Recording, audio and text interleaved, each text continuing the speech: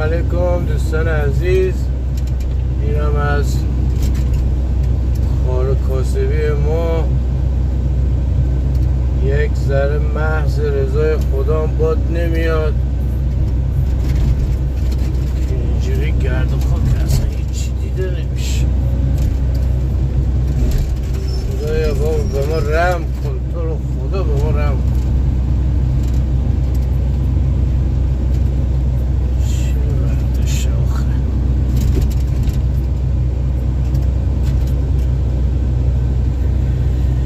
بالاخره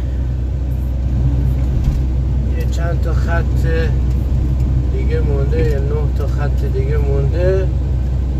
امید خدا تمام بشه.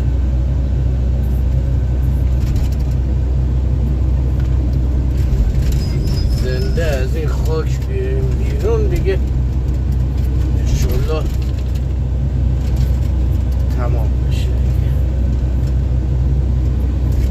خیلی دوستتون دارم. تا درود دیگر، بدرود عزیزایده.